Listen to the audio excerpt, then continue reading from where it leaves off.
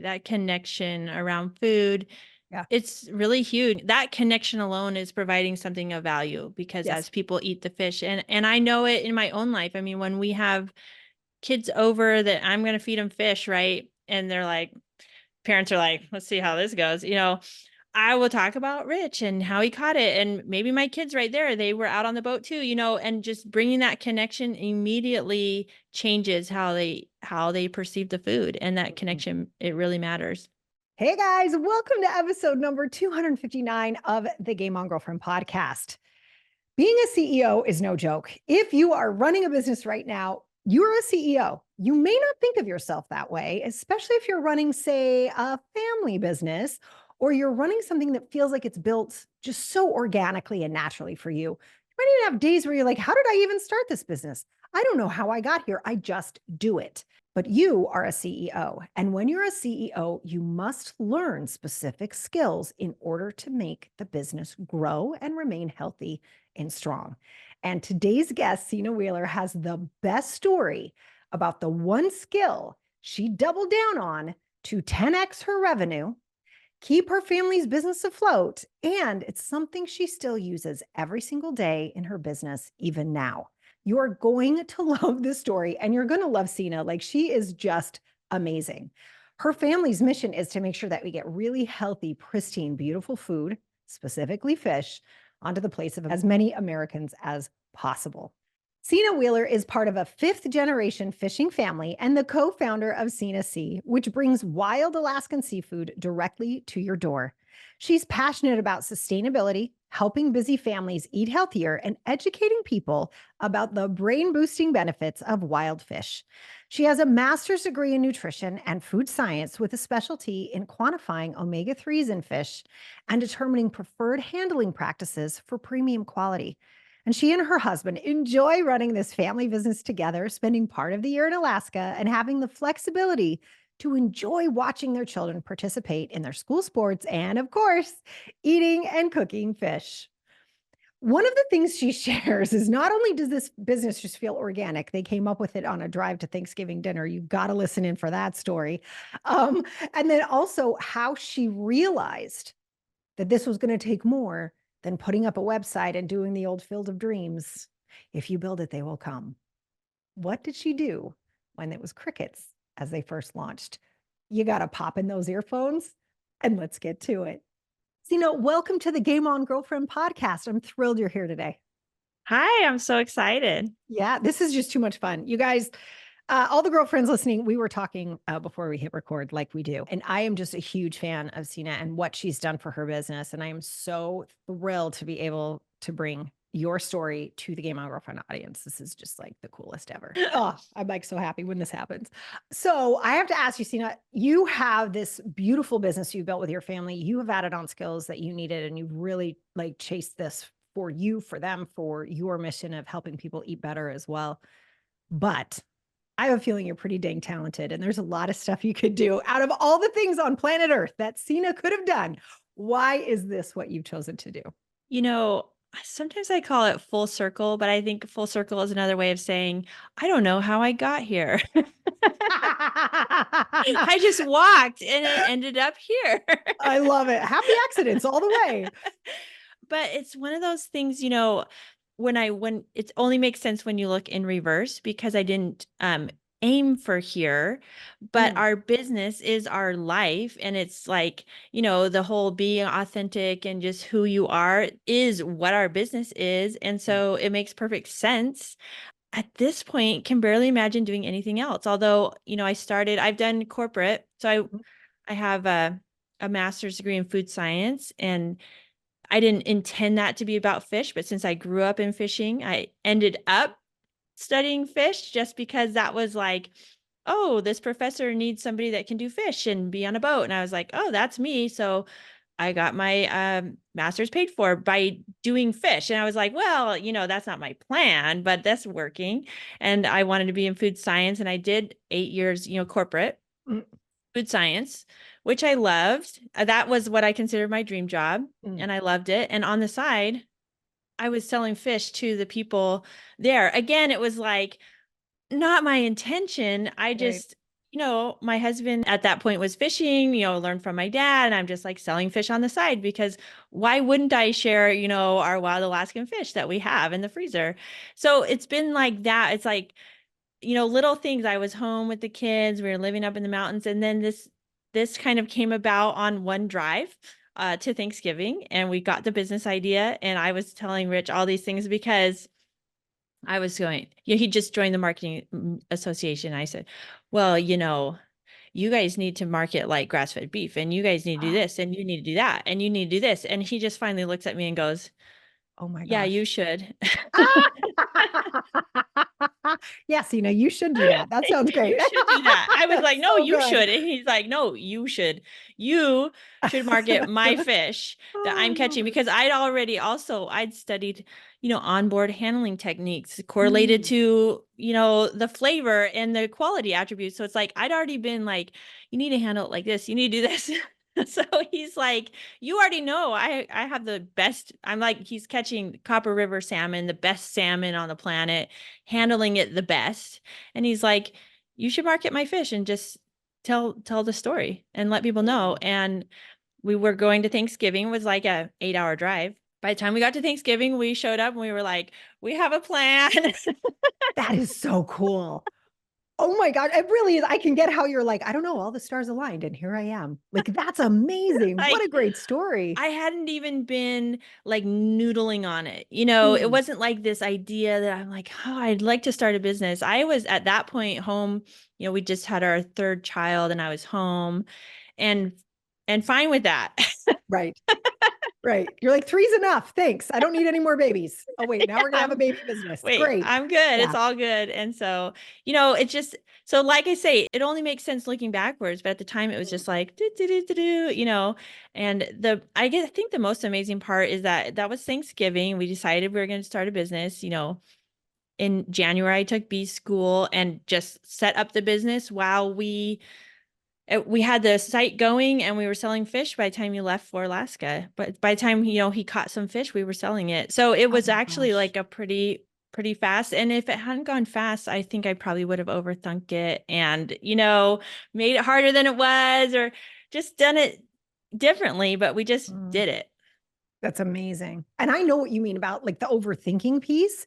It is true. Sometimes speed is our friend because you don't even know what you're doing. You just Yeah. keep going. And Yeah. sometimes that's the biggest blessing, right? It's Oh like, yeah. I'll just keep going. I'll just keep going. That's so good. That's so good. So I know, like, with all of this, so this is like in the blood. This is what you guys do. Generation. I love that, you guys learned from your dad. When you started, right? And I know you said it went fast. What sort of bumps did you guys run into as a business as you started getting going? Oh, there's bumps. You're like, how many hours do we no, I'm just kidding. I know because Yeah. we all know, all of us who run businesses, there's like 85 things every minute. Yeah. Yeah. But what stood out for you? Like, what do you remember looking back on that time? Oh, I love, what stands out is we got our website going. So we hired somebody to help us build it, because we had no idea what a website even was.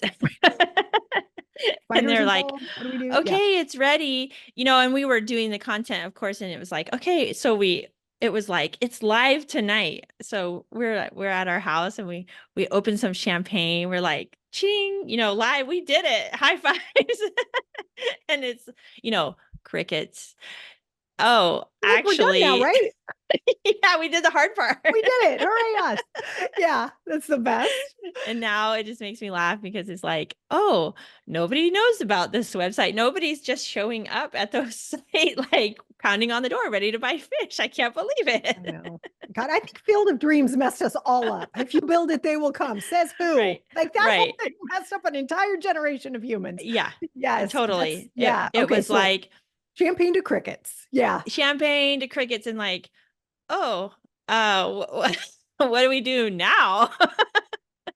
I mean, and of course the hard part starts then Yes. and getting people to the site and things like that. And Mhm. so thank goodness for friends and family that that night we were like, okay, well, I guess we'll send an email to everybody in our contact list and tell them we started a business. At least they know who we are. Yeah. Yeah. Yeah.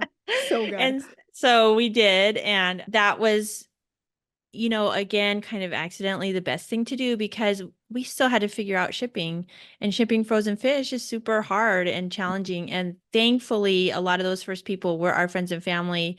They still loved us, even though we had, shipping hurdles. And it was like, oh, we had somebody helping us again with shipping, and it wasn't going right. That has to arrive frozen and things like that. And Right. so, and it has to be the right fish that they ordered.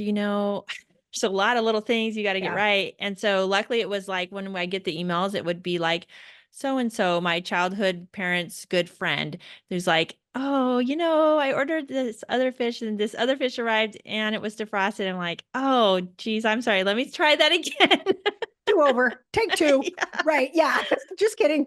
Yeah. Oh my And God. so it was actually, you know, it was so good that 1,000 people that we didn't know didn't show up on the website that Yeah. night. We wouldn't have gotten the fish to them. And so for that first summer, it was just a lot of trial and error on shipping Mm. and, to people that we know. And a lot of them still order from us today. And so they, thank goodness they were very patient with us.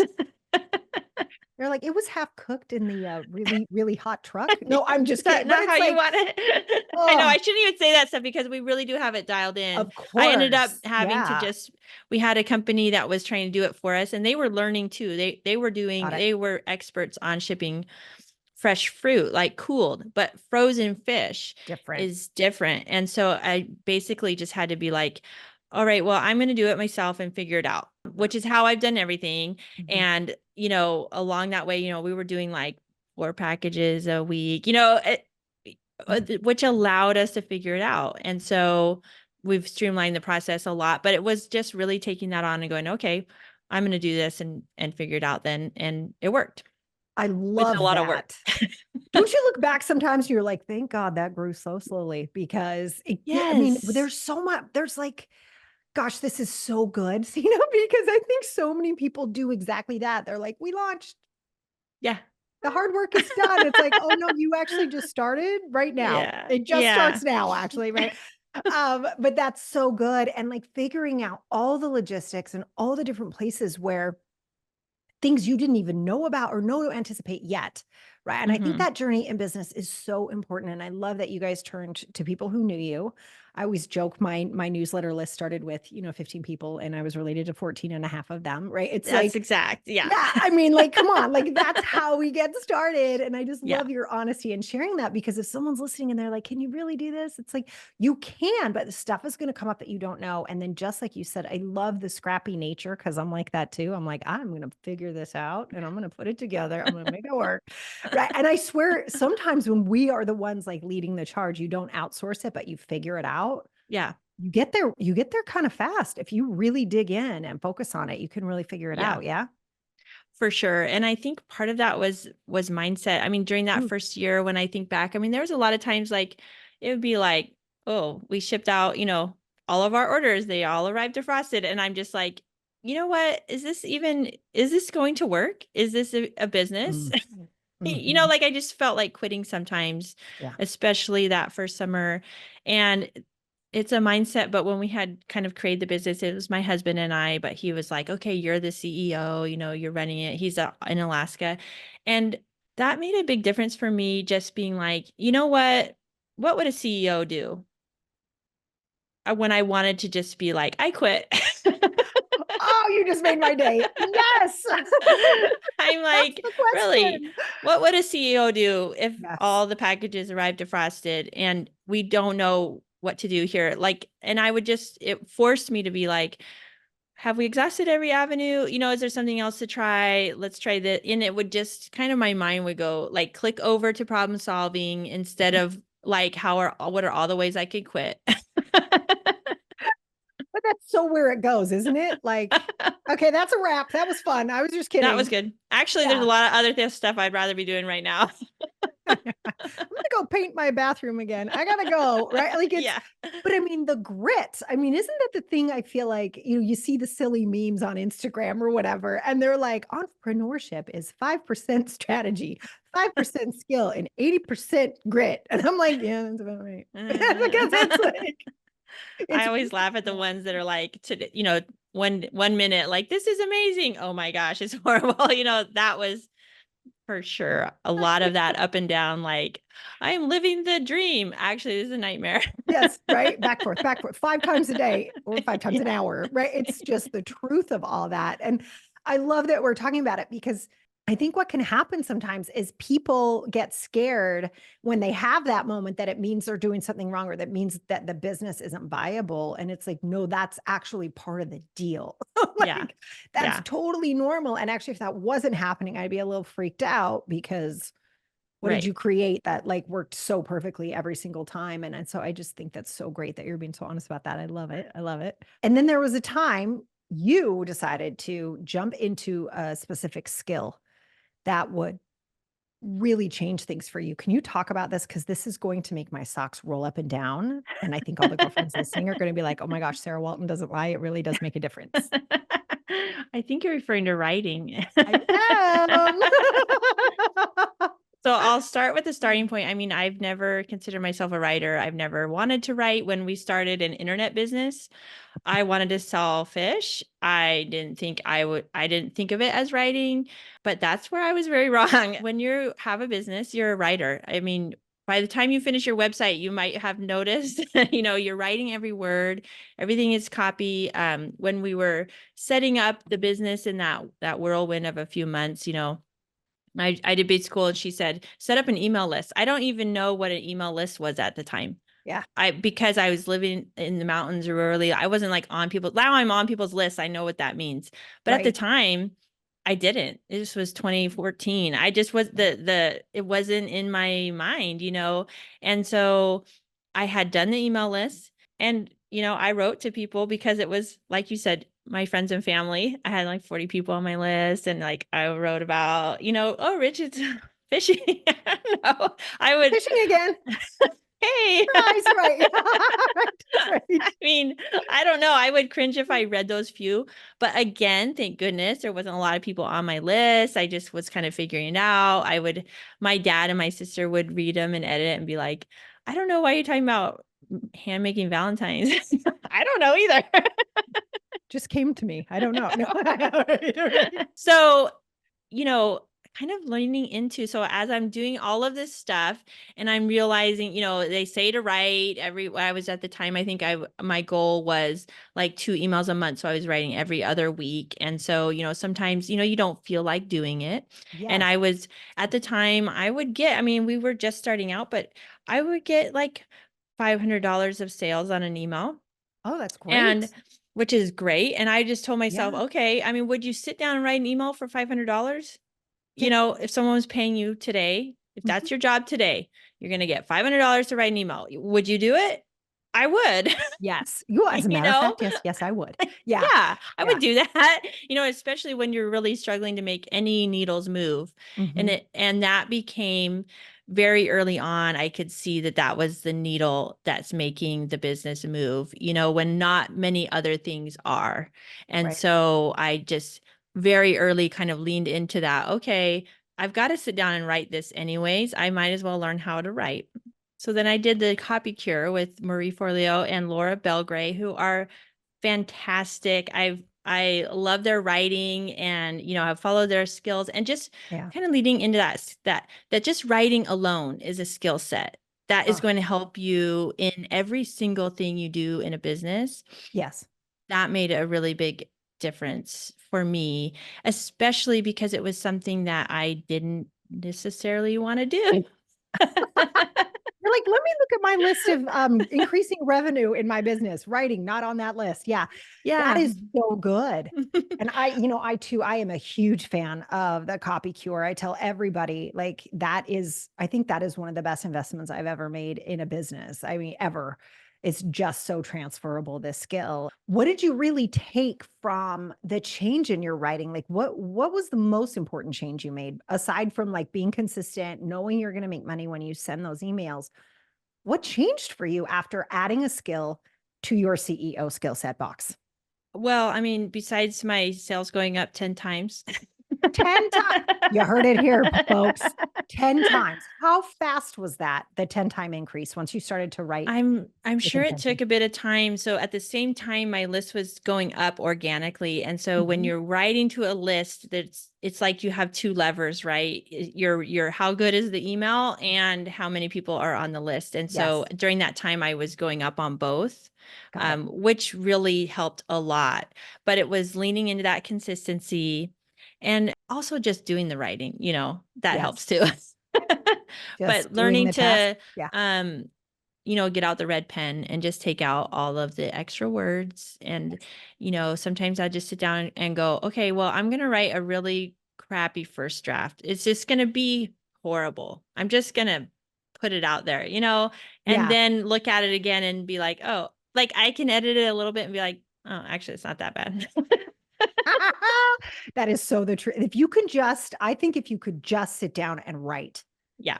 that is Yeah. like the hardest part, isn't it? I mean, I truth be think told. just sitting down and just writing. And what I've done a lot is I will sit down to write one thing. Like I write a weekly email. So I kind of like in the back of my head, I have like, oh, which here's a topic, I'm gonna and sometimes and quite, so a lot of times my best emails, I sit down to write one thing and I write something else. And something Interesting. else just comes out and it just starts going in a new direction and I just kind of go with it and I'm like, sometimes I'll go, this is two emails. I'm gonna split out this and talk about that, and I'm gonna go here.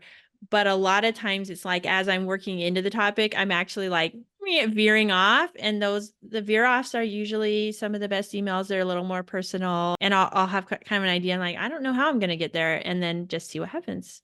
And so I think just Right. giving yourself a little bit of leeway, a little bit of openness when you're Mhm. writing. Like I've never actually written an outline and stuck to it or anything like that. But when I'm writing, I will write, and I might write it one way, and then like, I'm just gonna open a fresh little thing. I'm just gonna write it another way. Oh, that's so great. So you just kind of give yourself several drafts, like intentionally to just sort of hmm try saying it different ways. I love that. I'll If like you, start into it, and then I'm like, this is going nowhere, or it's taking me so far to explain. Now I'm like mansplaining myself. I'm just gonna like I'm just open a new thing. I'm like, let's just jump in. again, it's like take two. Just kidding. Let's try that again. Yeah. So funny. Okay, I love the mansplaining drop too. That was hilarious. Do you have? I'm so curious about this too, Sina, because once a week that is a great pace, and it's also it's like that's a legitimate line item on your to-do list, right? Like hmm it's a lot of writing. Do you keep a list of possible topics, or as things come to you, do you like have a way to capture those ideas? I know I get asked that a lot by my clients as well as like, oh my gosh, I'm outrunning, I do this. And there's certain ways I like to capture that, but I'd love to know what you do. I have started, I mean, my main answer is not really, but I have started being a little bit better. And so, because with the weekly emails, just trying to, especially during busy times, I'm almost filtering because, like, if I go off on a tangent, it's like, oh, I never got to this email or that email. And so, Mhm. I just have a little Word document, a spreadsheet, and I put the Monday dates and then I list my topics. And so when I think of a topic, I go like, oh, that would be good. Oh, maybe I'll push that to that week. So I'm just like moving stuff around. It's like, four or five little topics, but it helps me to see, okay, I'm going to write about this and that. And now I've added a Fish Friday email. So it's just a recipe, That's but it works really well. People really enjoy it. And it's mm, like, I'm not like selling, I just do a recipe and then I have a link to that fish in there. So it's easy for me to create and then I can just line up it. So on that spreadsheet, I'm kind of like, oh, I'm talking about salmon and I'll do a salmon recipe. that's So it's so very cool. simple. I'm just like including kind of a topic. And then again, even, and I have someone helping me with social media. So that helps her too, to see. But, you know, often, I mean, I'm going to say like 30% of the time, I'm like, oops, well, this is the email that came out. So this is what we're doing. So that's what we're going with, people. Yeah, yeah, I can. Oh my gosh, Sina, you're a woman after my own heart because I really go through that too. I'm like, today we're going to talk about this, and like something completely different comes out of me. I'm like, well, I guess that's what we were meant to send today. Like I do the Well, we're same talking about thing. this now. Yeah. Yeah. It's like, well, that came from somewhere, so we're going to use it. Okay. Yeah. But I will say as well, like once you really understand the skill of writing, and I agree with you, I think it is such a skill that we all need to learn, especially as business owners, even just giving things titles, right? Like the name of this podcast episode, or what's going to be on the thumbnail, or how do we write the show notes, like all the things that we use, words for all the time. But that there's also something really cool about being organic and authentic, like you were saying at the very beginning. And sometimes that's what comes out, Right. right? You're like, Yeah. this week, this and this and this happened. And this is what I want to talk about. And this is how it relates to the business. And people get really excited to see that because they really sort of create a relationship, with Right. you, with the business, with what's happening. And I just think that's so cool. It's like a bit of a challenge or a game I play is, how to relate it back to the business. Like sometimes I talk about my son's wrestling. My husband's a wrestling coach. And so in the winter, we're very, we're doing wrestling. And so he goes to state or something like that. I mean, that's the true and authentic what we're doing. Mhm. This is a big deal. And so I just play a little game with myself, like, let's see if I can tie that to selling fish. I love it. I love it. That's so fun. But it's true because if it really is organic in your family and this is what you guys do, it is going to touch the business, right? Because we're not Right. compartmentalized human beings. We're all in our lives and our businesses are part of our lives. I love that. Right. And I get a lot of responses and I mean, we have customers that have been with us for several years and they respond back, congrats to your son. I mean, they Oh, aren't like, why am I getting a wrestling email? like I thought I was getting oh wait, it's not Friday. Yeah, like that's so good.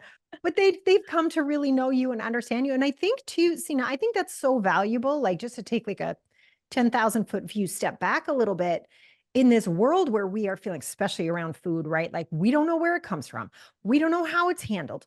We don't know what's okay and what isn't. Like you get a bottle of water, it doesn't even say what's in it really. Like Right. we don't know anything about where stuff comes from. And I think you offering an avenue for people to understand with such authenticity and such a family space, but a deeper connection to you guys, I think is so valuable right now.